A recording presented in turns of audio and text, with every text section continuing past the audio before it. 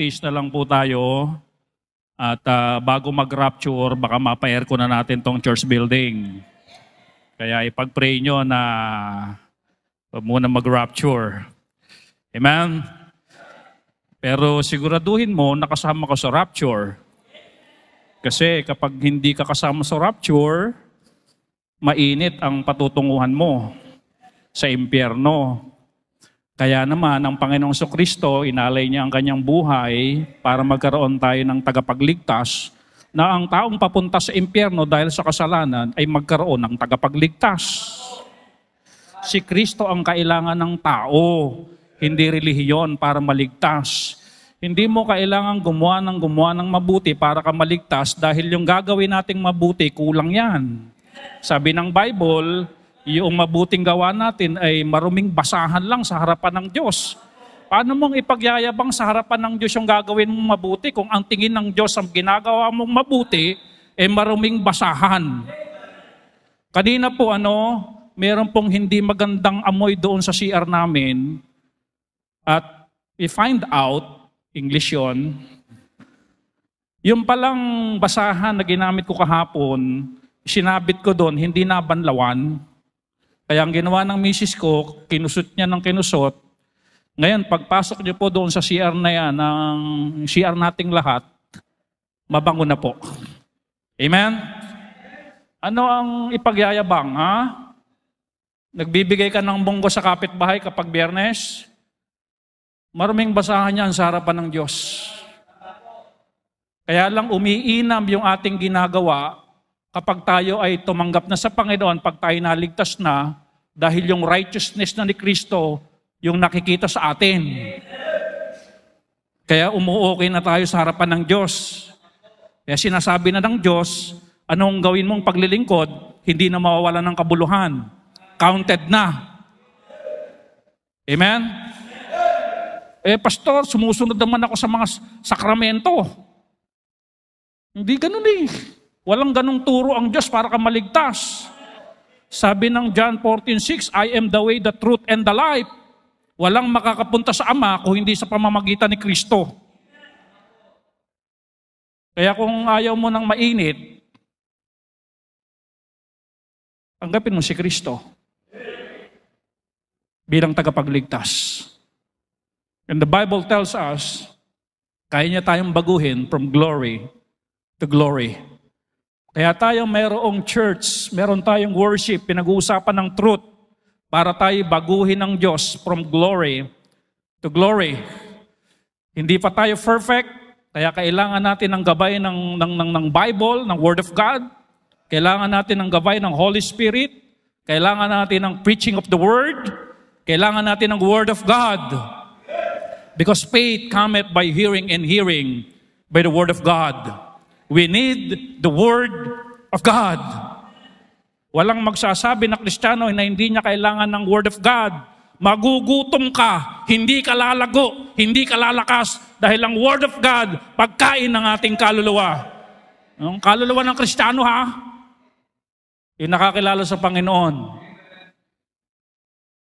Sino sa inyo nag-breakfast?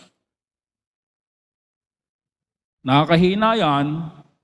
Sabi noong pag-aaral, wag mo raw ipahintulot na ikay manginig na sa gutom. Masama pala yun. Yung nanginginig sa gutom, masama pala yun. Kaya wag mong paabutin na yung nanginginig ka sa gutom. Bago ka manginig, kumain ka. Amen? Wag mong paabutin na nanginginig ang kaluluwa mo. Amen? Masama yun. Amen? Pag sinabi nanginginig, nawawala na sa wisyo. Kristiyano pero nawawala sa wisyo. Bakit po? Nanginginig na sa gutom ng salita ng Diyos. Salamat po sa mga nag-upload o nag-share ng devotional every morning. Salamat po. Ini-English ni ate, tinatagalog ni Sister Nora. Bibisayain naman daw ni Sister Dang. Meron tayong taga-Bicol dito. Bibikalunuhin naman ng Amen? Si Tatay Lito, ano ba yung salita doon sa Ilukanuhin naman ni Tatay Lito. Ano ba si Tatay Lito? Hindi kaya gutom na yun? Tagal nating di nakakasama. Okay. Punta po tayo sa ating aralin. Paano sila naging aral sa atin ngayon? Pinag-uusapan natin, part number 5 pa tayo, hindi pa tayo matapos-tapos dito, from protecting to confirming. Ano kino-confirm natin ngayon? Yung friendship ni Jonathan at saka ni David. Recap muna tayo. Maganda pala yung nire-recap katulad dun sa Sunday school. No? Letter A. Ito po yung magagandang katangian ng kaibigan. Kaya kung ganito ang katangian ng kaibigan mo, sana all. Amen?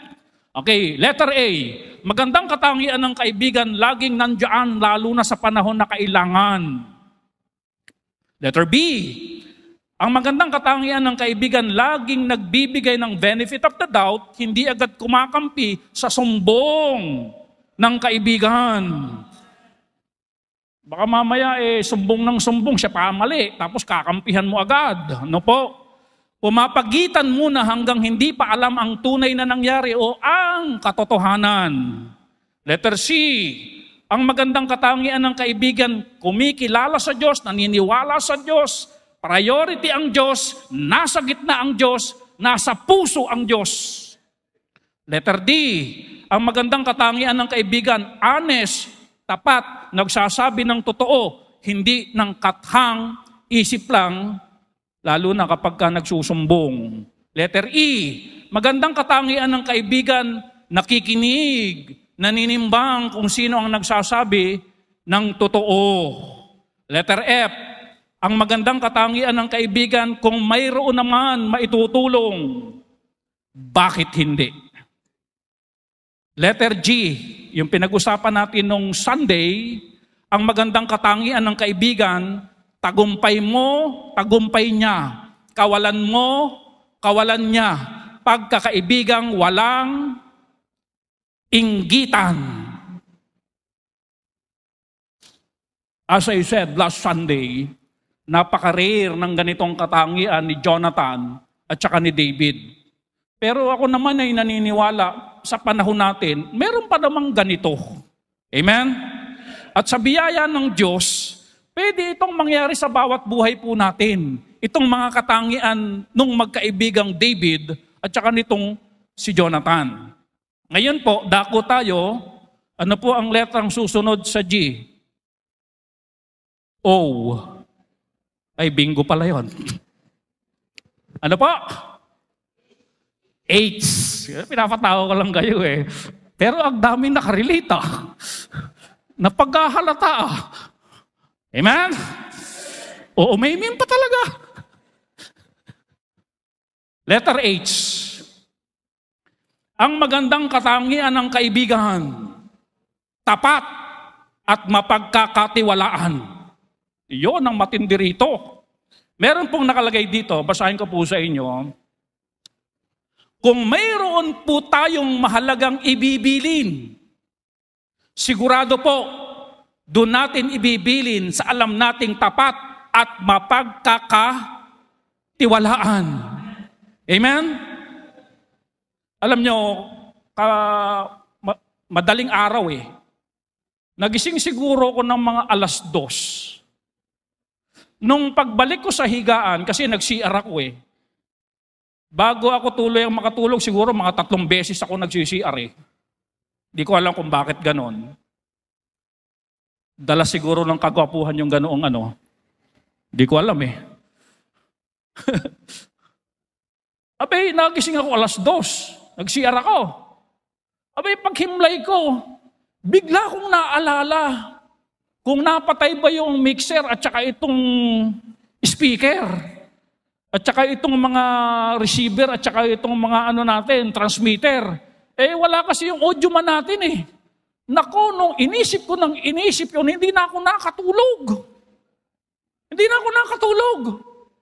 Kasi isip ko, yung mga naiwan, hindi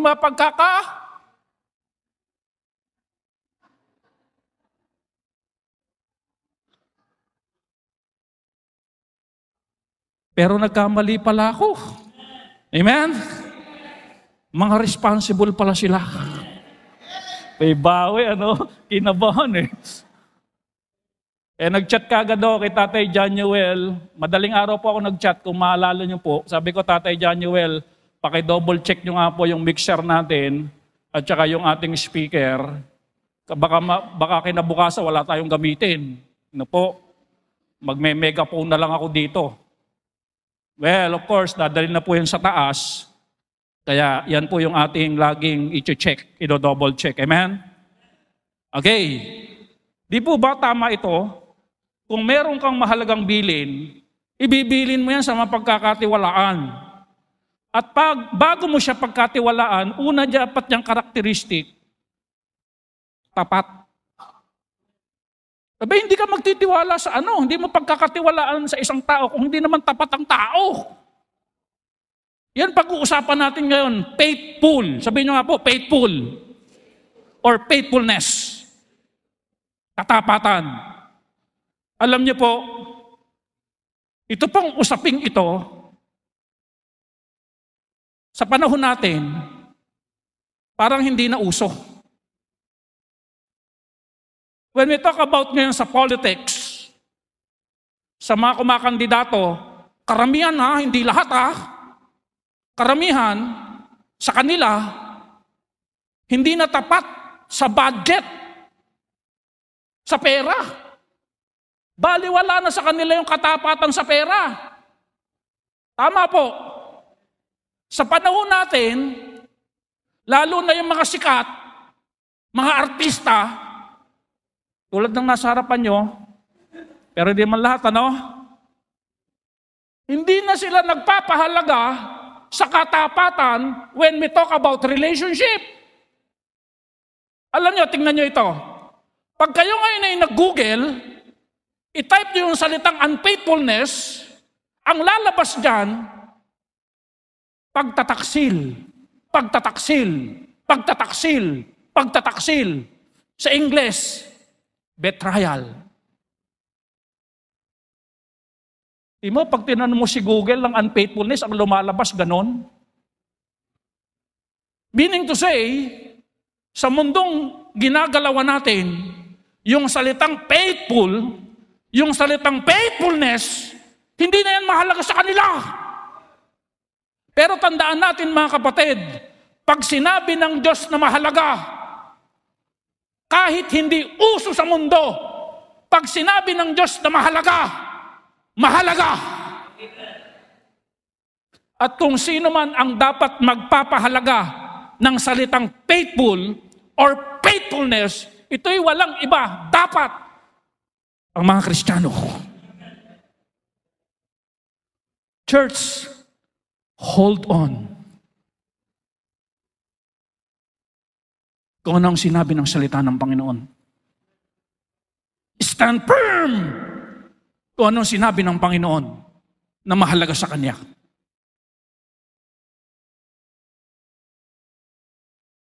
Balikan natin ang istorya. Para ma-enlighten tayo sa pagkakasaad ng Bible, balikan natin ang 1 Samuel 20, verse number 3. Ito ang sabi ni David. Just imagine, nakaka-part 5 na tayo, pero nasa verse 3 pa lang tayo. Talagang ang yaman ng salita ng Panginoon.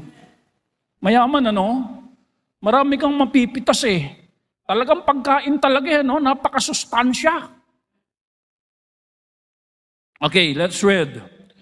And David swore moreover and said, Thy father certainly knoweth that I have found grace in thine eyes. And he saith, Let not Jonathan know this, lest he be grieved, but truly as the Lord liveth, as thy soul liveth, there is but a step between me and death. Ang sinasabi dito ni David, life and death ang usapan na ng magkaibigan.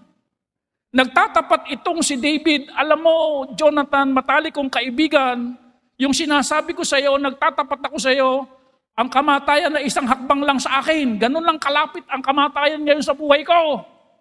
Dahil sa tatay mo na gusto kong patayin. Hari at makapangyarihan. Talaga kapag makapangyarihan, kayang mag-deploy ng 2,000 para hanapin yung target. Are you listening? Si King Saul ito, yung naghahanap sa kanya, di kaya niya mag-deploy ng higit pa sa 2,000 para nahanapin yung target. Ito namang si David, wala pa naman itong kaharian at 30 hectares. Diba? Saan magtatago ngayon ito? Wala pa naman tong tunnel nung araw, diba? Saan magtatago ngayon ito? Okay.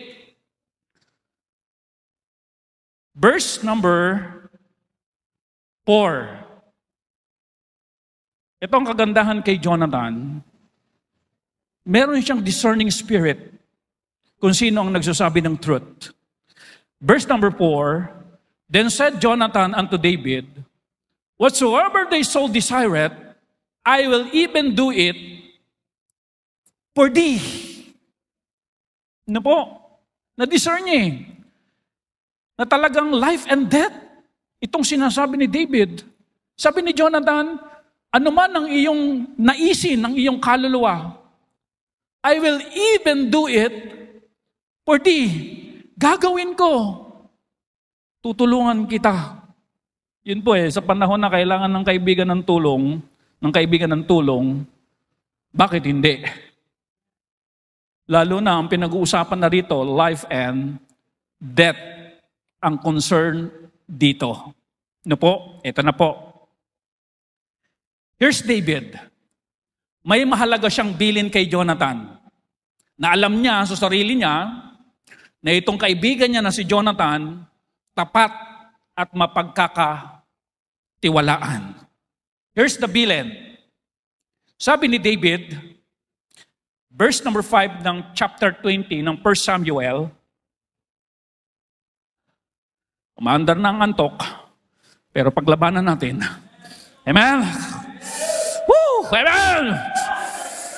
Dapat pag Sunday, pag worship, lahat tayo masigla. Lalo ang pinag-uusapan ay Word of God. Amen! Mahigit pa ito sa Paris Olympic. Amen! Paris Olympic, nagpupuyat tayo, di ba? Hindi naman napapanood ng live. Amen? Dito live. Amen? Tapos naanto ka. Verse 5. And David said unto Jonathan, eto bilin, Behold, tomorrow is the new moon. Hinighlight ko yung new moon. Kasi bilog na naman ang... Amen?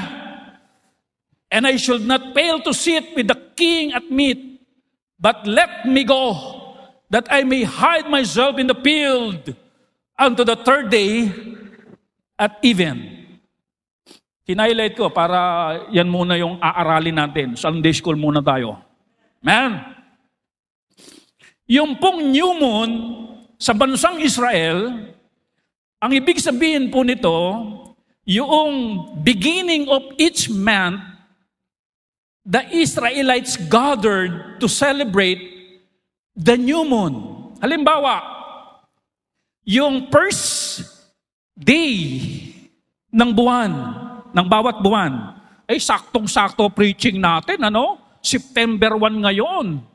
Birthday ni Robic. Amen?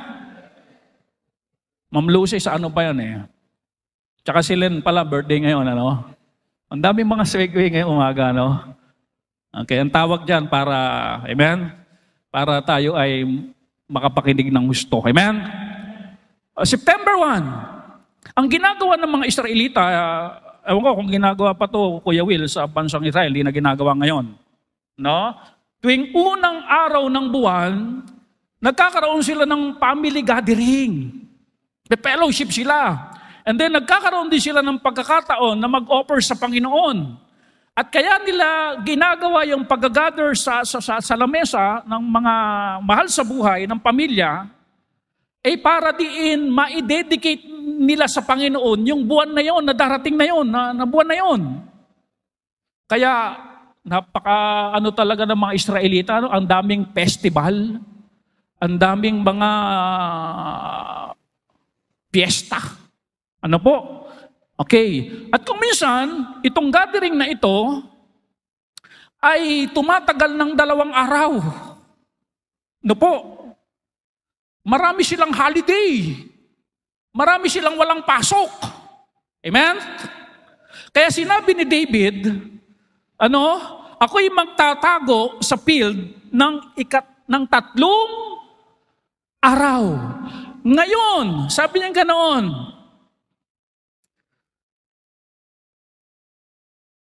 Okay, nasa na ba tayo? Verse 6. Basta tandaan nyo lang yun, 3 araw magtatago si David sa field.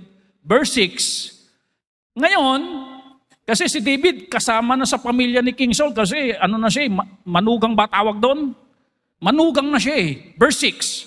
If thy father at all miss me, kapag hinanap ako ng tatay mo na hindi nakaupo sa kainan, then say, David earnestly asked leave of me that he might turn to Bethlehem, his city, for there is a yearly sacrifice there for all the family. Nakita niyo yung senaryo. Na first day, kainan sila. Nasaan si Manugang? Nasaan si David? Jonathan, sabihin mo na lang sa tatay mo, meron din kaming yearly sacrifice doon sa Bethlehem. Sabihin mo na lang na umuwi ako para magkaroon ng participation doon sa sacrifice na ginagawa ng pamilya namin. Ibilin, di ba? Okay. Verse 7. If you say thus, it is well. Pag ako'y hinanap na ganoon na, nasan ba si David? Namimiss ko na siya. Namimiss ko siyang kausap. Namimiss ko na yung fellowship namin. Namimiss ko na yung aming bonding. Pagka ganun ang approach ni King Saul, sabi ni David, it is well. Thy servants shall have peace, but if he bury wrath, pero pag nagalit, then be sure that evil is determined by him. Yan lang ang bilin, 2 araw na yon, pag ako'y hinanap at ang sabi, I miss David. Walang problema, hindi ako papatayin. Pero pag ako hinanap na gano'n sa table at wala ako, nag-aalit, patay ako dito. Yan ang bilin, Tandaan po natin yung bilin, Napakasimpleng bilin. Okay? Okay, verse 8. Yung bilin na ito ay sinelyuhan ni David kasama ng covenant, kasama ang Panginoon. Verse 8. Therefore thou shalt deal kindly with thy servant, for thou hast brought thy servant into a covenant of the Lord with thee. Notwithstanding, if there be in me iniquity, slay me thyself. For why shouldest thou bring me to thy father? Sabi ni David, kung talagang meron akong kasalanan, Jonathan, ikaw na pumatay sa akin. Hindi na kailangan iharap mo pa ako sa tatay mo. Meaning to say, itong bilin ni David na may kasamang covenant with the Lord, talagang nagsasabi siya ng totoo. At itong bilin na ito ay napaka-importante, napakahalaga. Bakit gaano kahalaga? Sabi ni David, patayin mo ako kung nagsisinungaling ako, kung ako ay may kasalanan Patayin mo ako, ikaw na pumatay sa akin. Okay. Verse number 9. And Jonathan said, far be it from thee.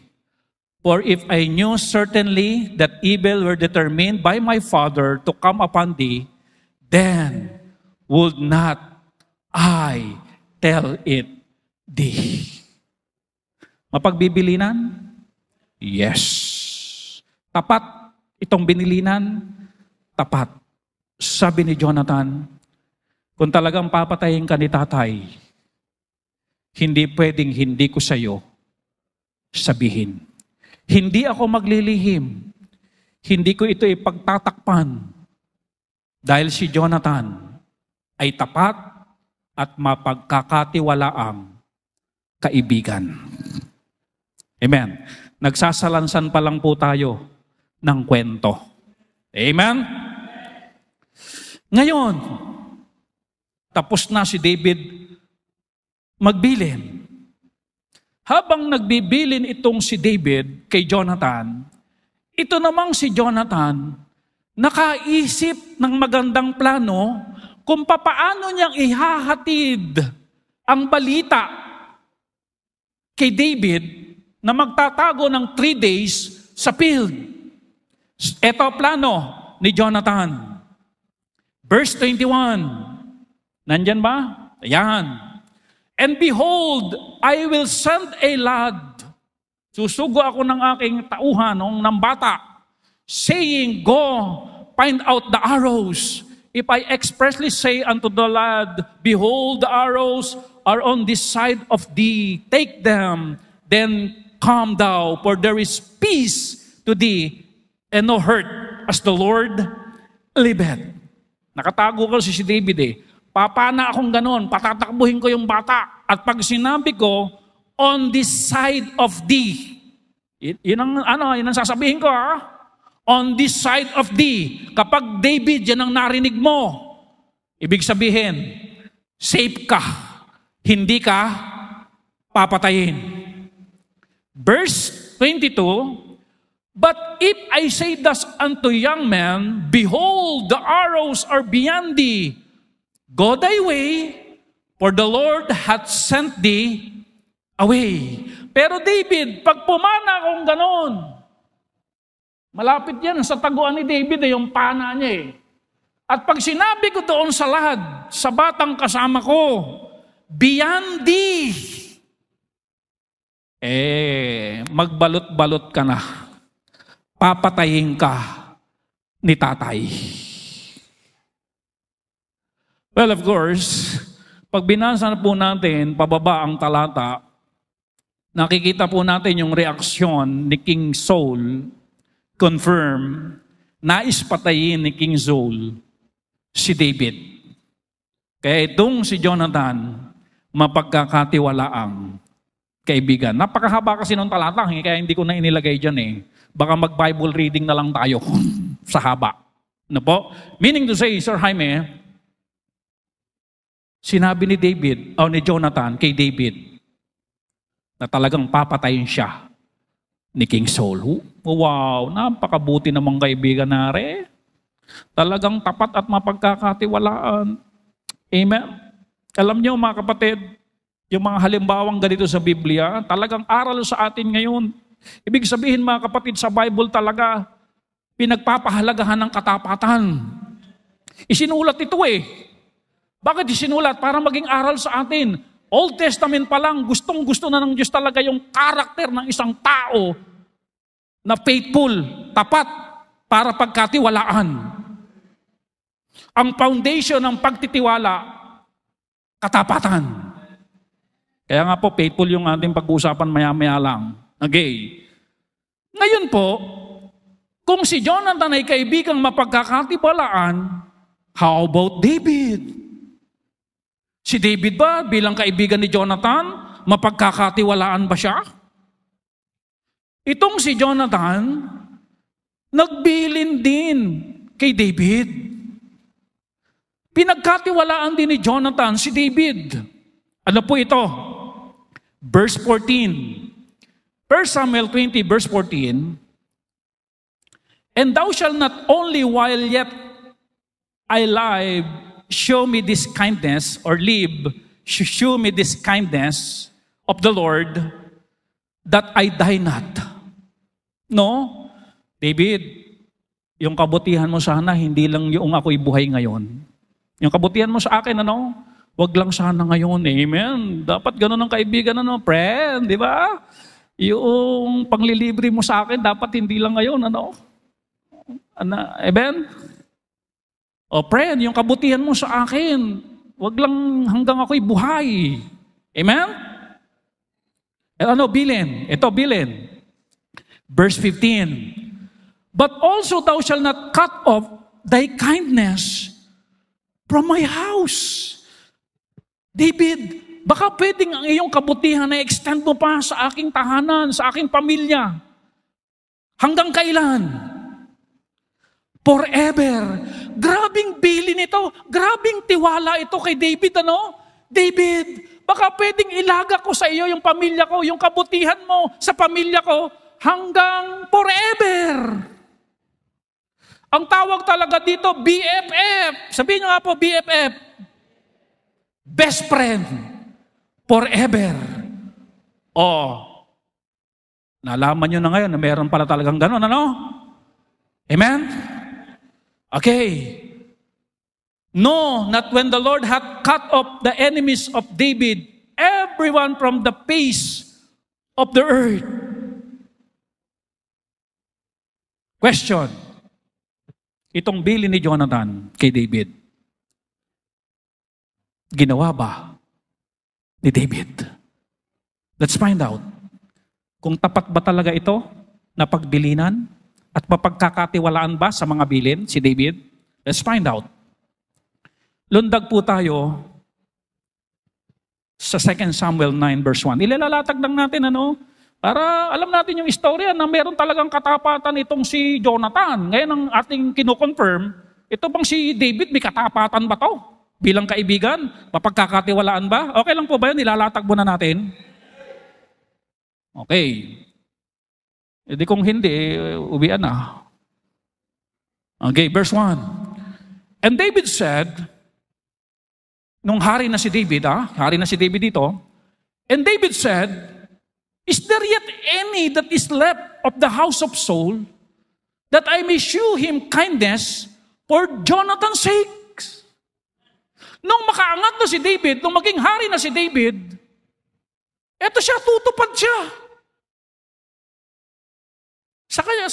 Kay Jonathan, kabutihan.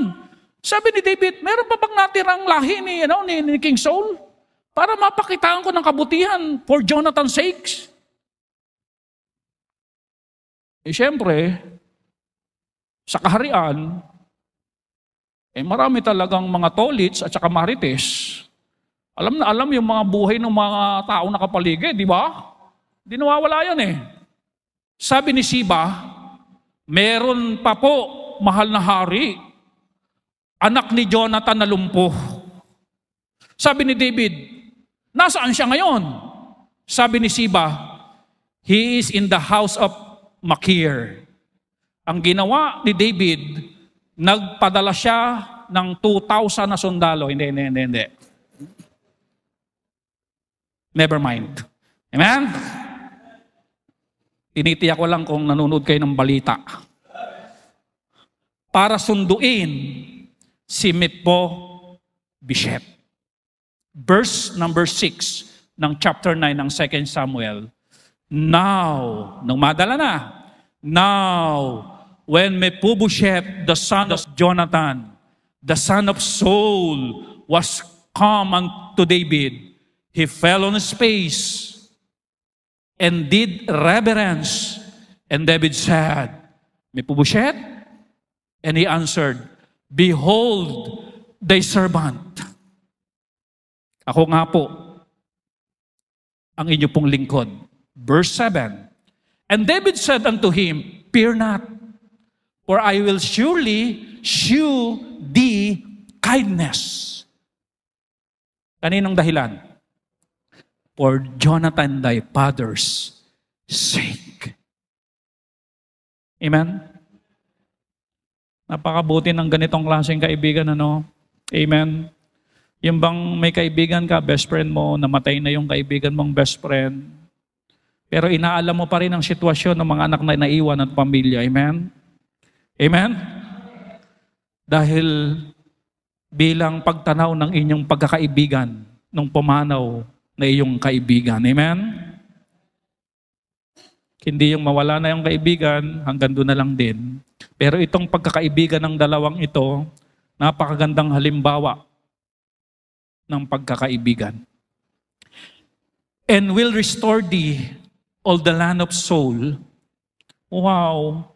Kung ano yung property ni Saul, ni-restore. Kung meron property si King Saul na 2,600 na kinuha ng iba, ni-restore ni David. And thou shalt eat bread at my table continually. Wow, grabe. For Jonathan's sake. Kung saan yung hapagkainan ng hari. Uupo ka dyan. Umagahan, tanghalian, hapunan, may snack. Midnight snack, uupo ka dyan. Kasama ka sa kainan. Ano tawag dun sa kainan ng kapag marangal yung kakain?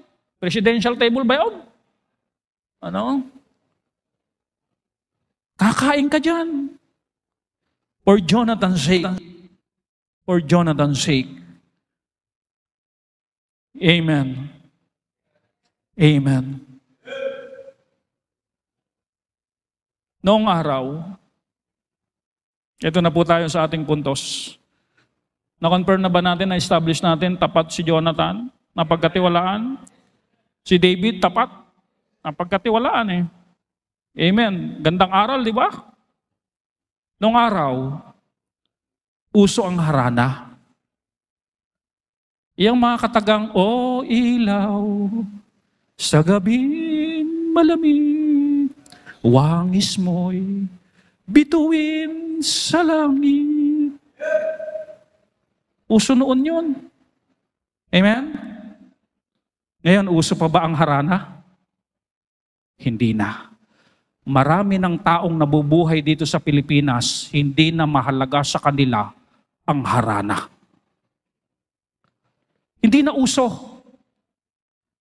Noong araw, uso ang panunuyo sa iniirog. Ipagsisibak ng kahoy, iigib ng tubig sa balon, magbabayo ng pinipig para doon sa kanyang kasintahan. Alam niyo ba yung mga bayo-bayo na yan? Ipinagsasakate. Alam niyo ba yung mga sakate? Sa mga alagang hayop. Ganyan ang araw eh. Ang tawag doon, panunuyo. Para sa kanyang iniirog. Pero sa panahon po natin, hindi na po uso yan. I-chat lang yung babae, sila na. Marami na pong mga Pilipinong hindi na po nagpapahalaga sa tinatawag nating panunuyo. Hindi na uso. Napakaganda, pero hindi na uso. Kagalang-galang, karespe-respeto, maganda, pero hindi na uso.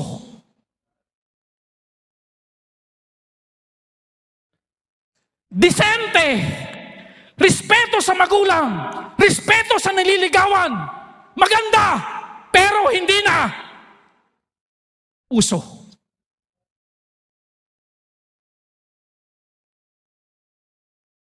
Faithfulness, maganda,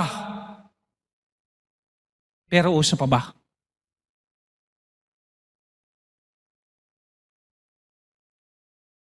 Kristiyano, maganda yon. Katapatan, dapat hanggang ngayon, uso sa simbahang ito. Are you with me?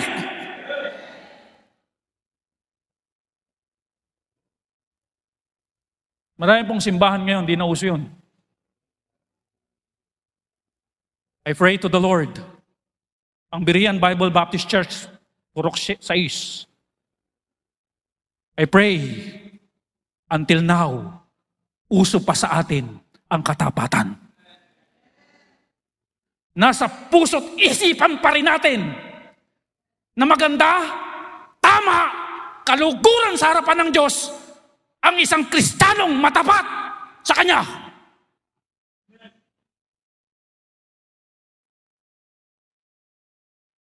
Puro M po ito eh. I-discuss natin.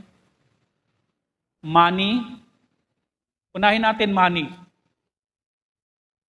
Are we still faithful when I talk about money? Let's find out. Let's find out.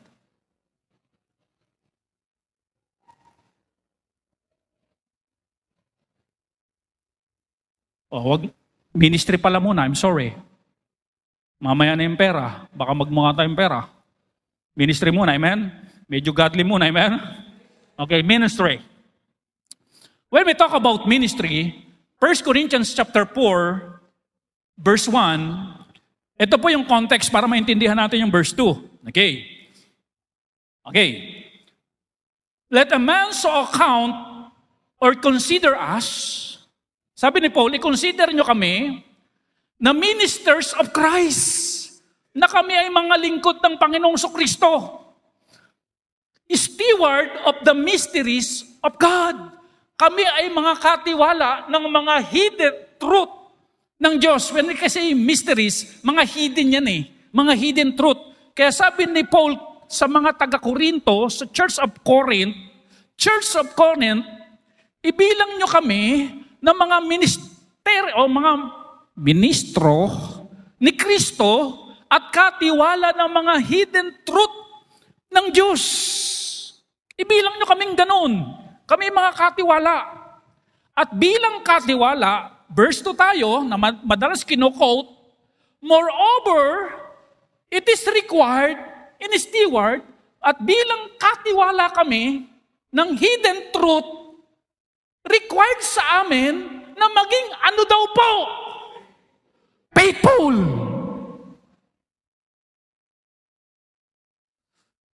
Kung binigyan ka ng Diyos ng boses, maging tapat ka sa boses na ipinagkaloob sa'yo ng Diyos. Amen? Requirements.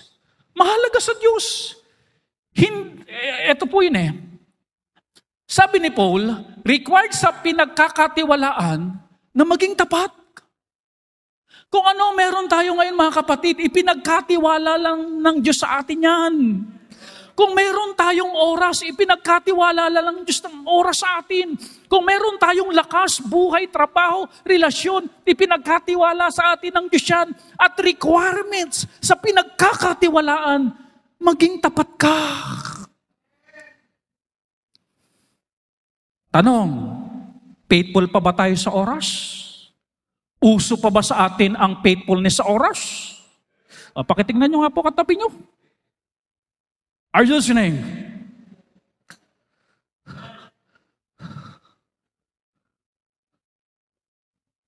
Ang faithful, pinagkakatiwalaan ng Diyos. Alam nyo, hinahanap ng Diyos ganyan eh, ang faithful. At may mga nakaamba ang Diyos na ipagkakatiwala pag nakasumpong siya ng faithful.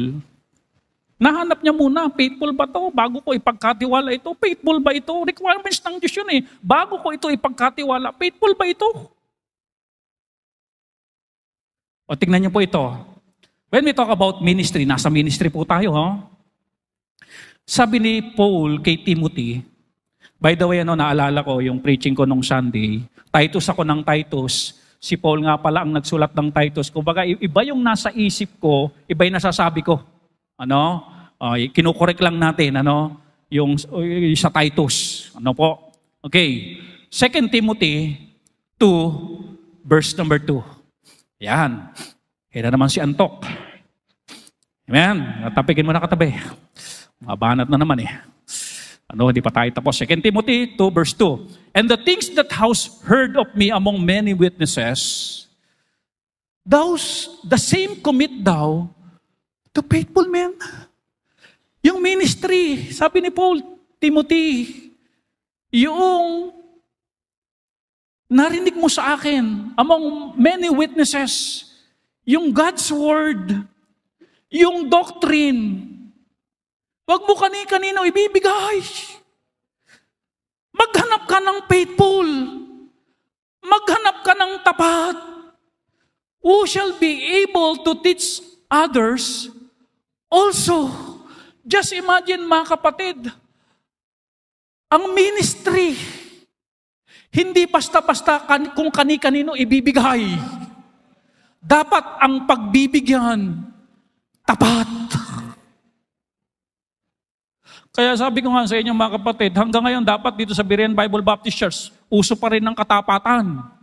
Kanino ko ito ipapasa? Are you listening? tatanda at lilipas din ako. Pero mayroong isang gawaing ililipat sa'yo. Amen? Paano kung hindi na tayo nagpahalaga dito? Abay, baka maging bodega na lang tong church building natin. Tama po. Kaya hanggang sa panahon natin, mahalaga na dapat nagtatapat ka. Para may pagpapasahan ng dakilang ministeryo ng Panginoon. Dakilang ministeryo po ito. Walang panahon na hindi dapat para bagang tawag dan na yung gadgets kapag matagal ang tawag dan.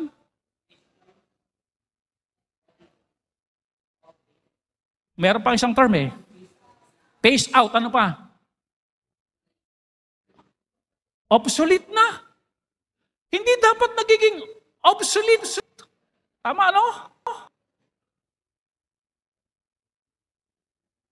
Ang katapatan sa church. Amen? O, tignan niyo po ito. Yung pag-i-entra sana ng ministry, ng Word of God, ng doctrine, dapat faithful. Ano? Ngayon, ito po. Sa asawa ng deacon, tignan natin. Pag sinabing deacon, yung nag-a-assist sa pastor. Sa atin, wala tayong deacon-deacon dito Baka maging demon Ano? Yung kapag ka ikaw ay nag-a-assist, hindi ka man tinatawag na deacon, pero in reality, sa harapan ng Diyos, deacon ka. Ano? Ngayon po, itong nag-a-assist ng mga kalalakihan, ng mga deacon, tignan niyo po, maging yung asawa, anong sabi ng Bible? Basahin natin. 1 Timothy 3:11. Kasi yung mga deacon, sila yung may posibleng maging pastor na no? Halos yung ginagawa ng pastor, yun ang ginagawa ng deacon, assistant, ano? To the handsome pastor, di ba? Ulitin ko, assistant sa handsome. 1 Timothy 3:11. Even so must their wives be grave, not slanderers, sober, and what? Faithful in all things. Pati yung misis ng susunod, bubulat-latin kung yung misis na yan ay faithful. Are you listening? Hindi pwedeng yung asawa lang. Pati dapat asawa faithful. Ngayon, kung hindi na naman natin pagpapahalaga yung pagiging faithful, naku po.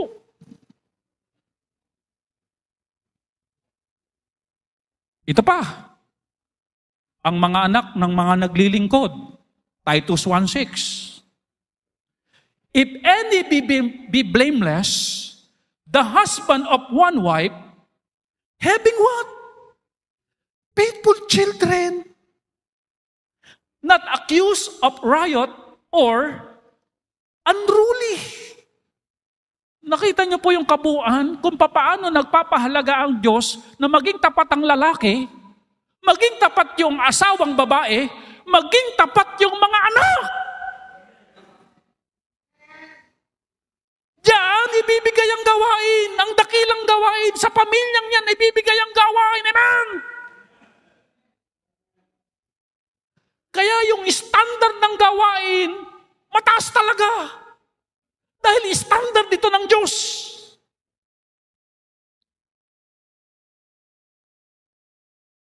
Hindi habang nagpipreach dito, yung misis, andong kung sino-sinong ginaganong-ganon. Kwentuhan dito, kwentuhan doon.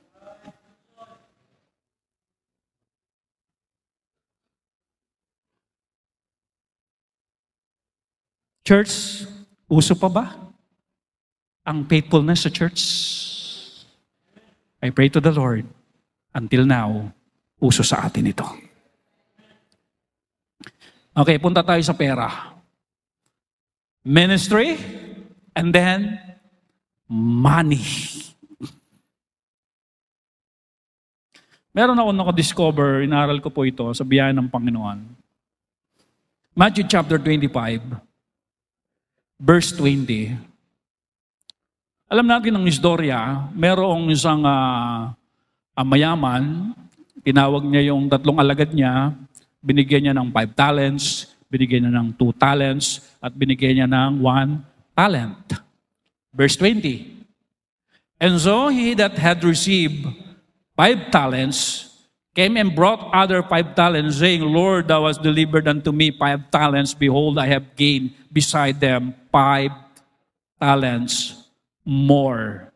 Hinighlight ko mga kapatid yung 5 talents. Pero ang gusto ko pong diinan dyan, yung salitang talents. Okay. According po sa mga scholar speculate that the standard talent of Jesus' era was worth yung 1 talent lang, Sir Jaime, ano? Kasi 5 talent din naman. Ang dinidiscuss natin ngayon, sabi ng scholar, sa era daw ng Panginoong Kristo, ang standard talent doon worth about 6,000 dinari. 6,000 dinari, yung 1 talent. Sa panahon ng Panginoong Kristo, ang sahod o sweldo per day ng nagtatrabaho ng panahon ng Panginoong Kristo ay 1 denari. 1 denari. Meaning to say, pag tinuos natin yung 1 talent na 6,000 denari, equivalent nito mga kapatid, na 18 years of working wages. 1 talent pa lang yun, ha? 1 talent pa lang yun, ha? Ibig sabihin, yung talent na ibinigay ng Panginoon, matindi. Okay, yung mga mathematician natin, na mga teacher, hello, nandiyan po ba kayo? Okay, meron po ako ipapamultiply sa inyo. 18 times 5.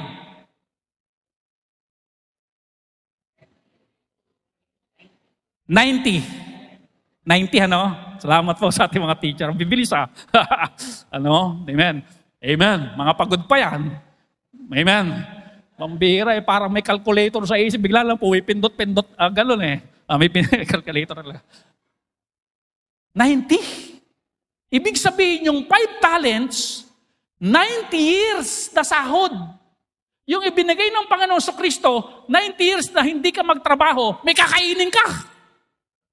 Lifetime. Pero alam nyo, kung ano ang tingin ng Panginoon sa 5 talents na yon?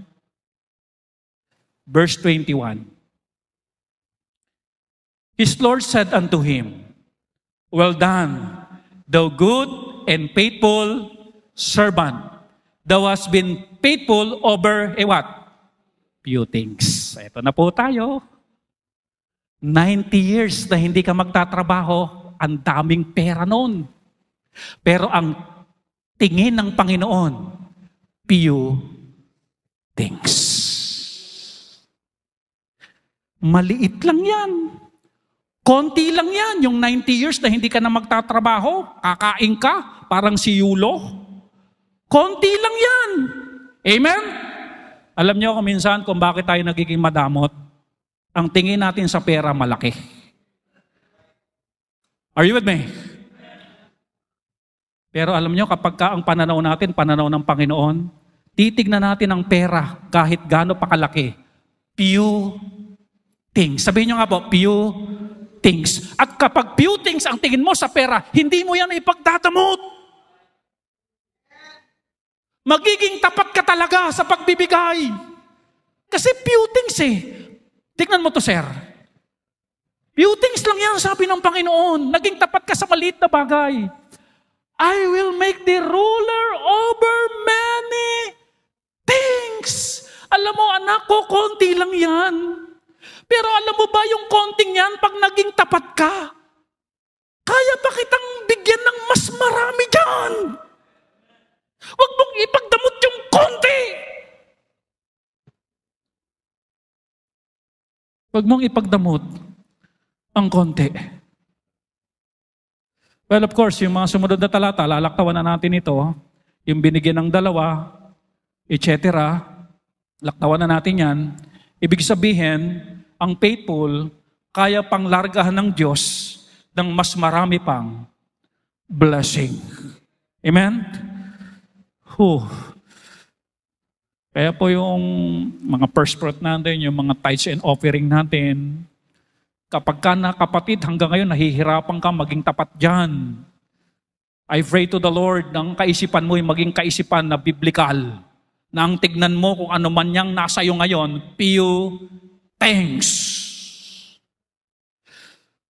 Kaya pang largahan ng Diyos ng mas marami pang blessing ang matapat niyang lingkod.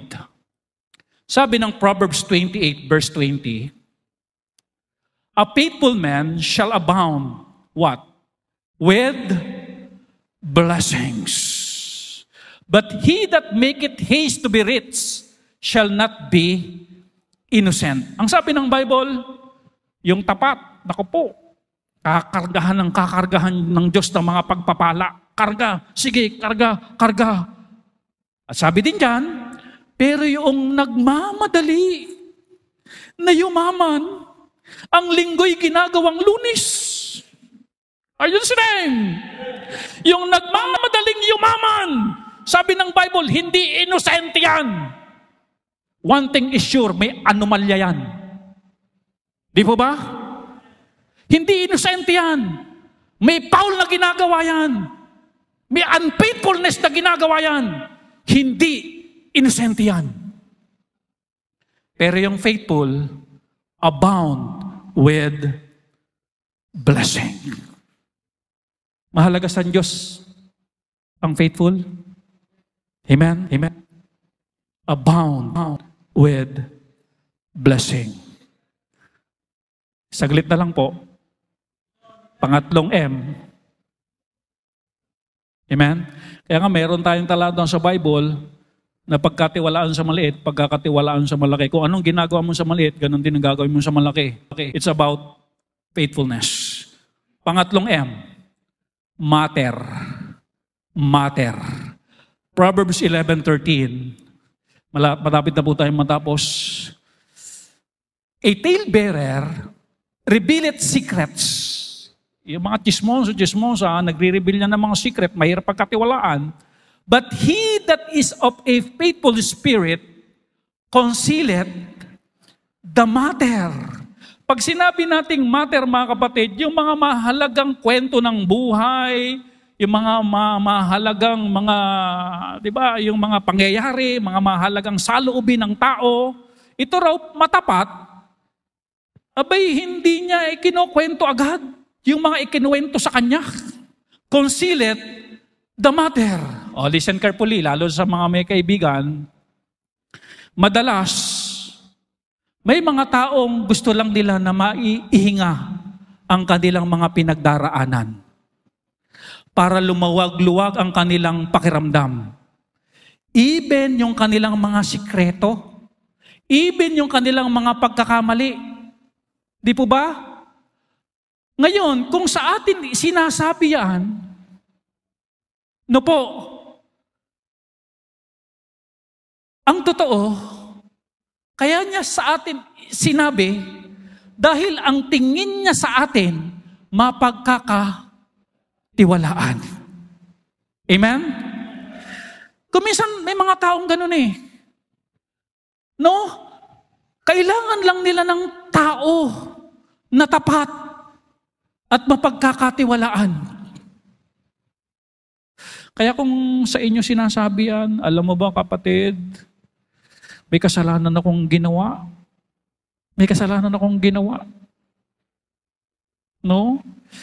Inuwi ko ang stapler ng eskwelahan.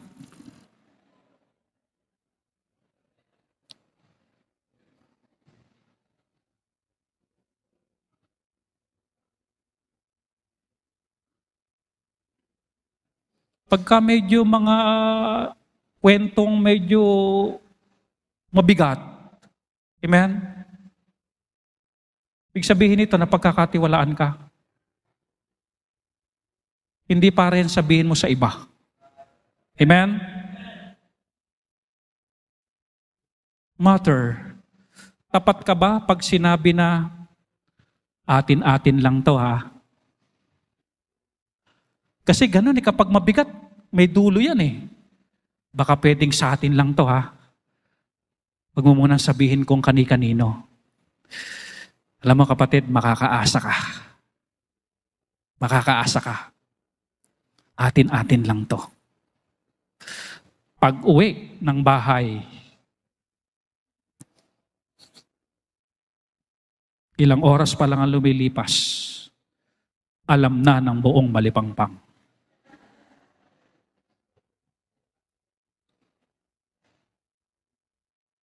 Tanungin ko ulit kayo, mahalaga ba ang tapat when we talk about matter? Na pagkakatiwalaan ng tapat. Yung tapat. Kung tayo nagkamali na dito, humingi tayo ng tawad sa Diyos. Yung bang hindi natin napigil yung dila natin na, hindi, secret lang kasi talaga yun eh. Hindi. Kapi tayo. Ginano ba sinabi sa'yo? Hindi, secret lang talaga yun eh. Actually, ito talaga sinabi eh. Pinagkapi ka lang eh.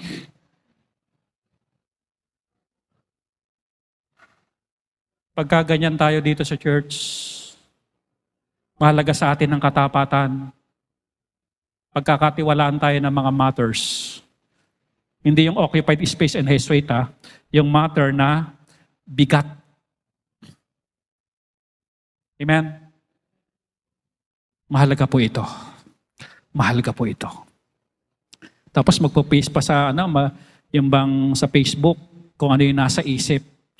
May ikinuwento si Juan.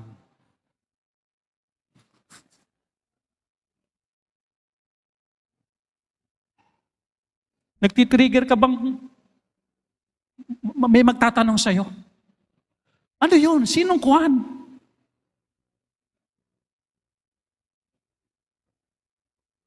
Mahalaga po ang faithfulness. Mahalaga po yung tapat.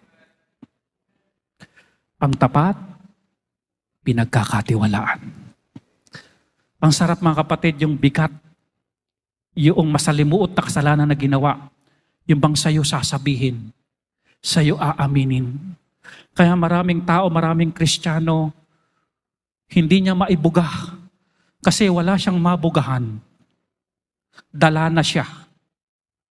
Are you listening? Church, again, kung nagkamali tayo, hindi naman talaga tayo perfect. Kung nagkamali tayo, pero this time, bumawi tayo. Para na sa gayon, talaga namang itong mga umuuwing ito galing sa church. Nako, tapat at mapagkakatiwalaan yan. No? Kahit i-milk tea mo yan, dalin mo yan sa mga bundok, dalin mo yan sa Boracay, hindi niya talaga sasabihin hanggang hindi sinasabi no nagsabi sa kanya na pwede nang sabihin. Amen? Mapagkakatiwalaan sa matter. Alam niyo po, isa pa sa pwede nating pagkatiwalaan ay ito. Ito. Itong librong ito. Itong aklat na ito. 1 Timothy 1:15. Dito tayo magtatapos. Meron pa sanang isang sa susunod na lang siguro, binawa ng Panginoon. 1 Timothy 1:15. This is a faithful saying. Mapagkakatiwalaan mo ito, kapatid, yung Word of God. Well, kung nadala ka sa tao, pero dito hindi ka dadalain. It is faithful saying. The Word of God. Worthy of all acceptation. Mapagkakatiwalaan. Worthy of all acceptation. That Christ Jesus came into the world to save sinners, of whom I am chief. Sabi ni Paul, mapagkakatiwalaan itong salita ng Diyos. Marapat na ito'y tanggapin na itong Panginoong Kristo napunta sa mundo para iligtas ang makasalanan. At alam niyo ba, sa makasalanan sa mundo, ako yung pinaka-chief. Ako yung pinaka-pangulo ng makasalanan. Pero pinatawad ako ng Kristong ito sa aking mga kasalanan. Church, mga bisita namin ngayon, nagkamali ba tayo sa mga pinag-usapan natin? Nagkasala ba tayo sa mga pinag-usapan natin? Mapagkakatiwalaan ito. Sabi ng Bible, if you confess your sin, He is faithful and just to forgive our sin. Church, bawi tayo. Mahalaga po ang faithfulness sa ministry. Uso yan hanggang ngayon dapat dito sa church. Mahalaga ang faithfulness sa pera. Kapatid, pera lang yan. Few things ang tingin ng Diyos yan. Pero bakit tinitignan mo ang laki-laki? Bakit tinitignan mo sayang? Pag konti ba ang tingin mo sayang? Okay lang yan, konti lang naman yung natapon eh. Okay lang yan. Hindi okay yan kung lahat natapon. Kapag konti, hindi dapat tinitignan na sayang. Amen? Anong tingin ng Diyos sa 90 years? Few things. Hindi ka magiging madamot kapag tama ang tingin mo sa pera. And then another thing, mahalaga ang tapat na pagkakatiwalaan ka ng mabibigat nararanasan ng kapwa mo. Mabibigat nararanasan nila, mga pinagdadaanan nila, yung mga pagkakasala nilang nagawa. Kasi gusto rin naman nilang gumaan ang kanilang kalooban. Sila ay nakatali, sila ay nakagapos ng bigat ng kanilang nararamdaman. Di ba? Naaalala nyo? Kapag ka ito'y nabanggit na, sabi nga noon, oh salamat, salamat, salamat. Nasabi ko rin sa'yo. Amen? Kaluwagan yun. At kung nasa iyo na, conceal. Amen? Ingatan. Ingatan. At nawa, sa bilang nating ito, marami ang porsyento na pwedeng pagkatiwalaan ng matter. Amen? Ama naming Diyos, salamat sa inyong salita. Tunay nga po na may pinagkasalaan kami patungkol sa katapatan. Kung kami inyong susuriin, Panginoon, kung minsan, hindi na sa uso sa amin ang katapatan sa oras. Kung minsan, hindi na uso sa amin ang katapatan sa ministry. Kung minsan, hindi na uso sa amin ang katapatan sa relationship. Kung minsan, hindi na uso sa amin ang katapatan when we talk about money. Kikita kami ng 10,000, ibibigay namin 200. We are not faithful. Maganda. Kaya lang, hindi na uso sa buhay namin. Hindi na mahalaga. Ang mahalaga sa inyo. Forgive us.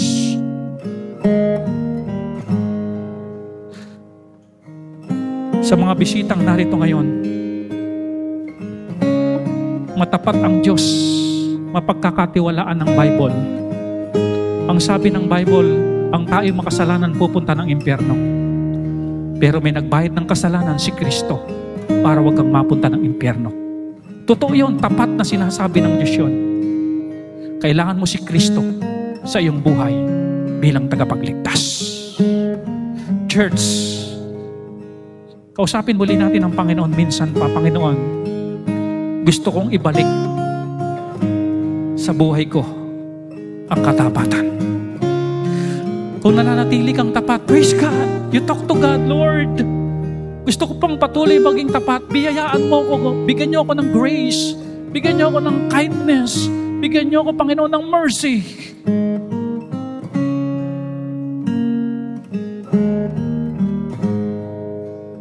Maganda. Kaya lang, hindi na uso. Nakakalungkot.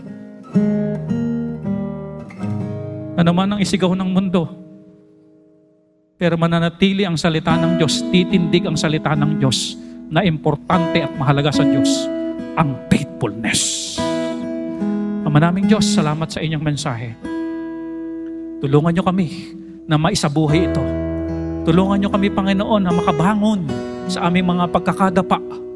Salamat, Panginoon, sa mga taong pinagkatiwalaan kami ng kanilang mga sikreto, kanilang mga kasalanan. Tulungan mo kaming maging tapat kung anong sinabi namin na amin lang ito. Help us, Lord. Help us. Mahirap mawala ang tiwala. At kung meron maang madidisappoint sa tiwala, pwedeng kami ang dahilan dahil hindi kami napagkatiwalaan. Salamat po. I-bless niyo po ang bawat panalangin namin. Manatili kaming tapat bilang anak sa aming mga magulang. Maging tapat kami sa mga sinasabi namin, mga binabalita namin. Kung talagang may project talaga. Hindi kami gagawa ng anumang kwento. Maging tapat dahil mahalaga, anak, ang katapatan sa Diyos. Alam ng Diyos, nakikita ng Diyos. Salamat po. In Jesus' name we pray. Amen.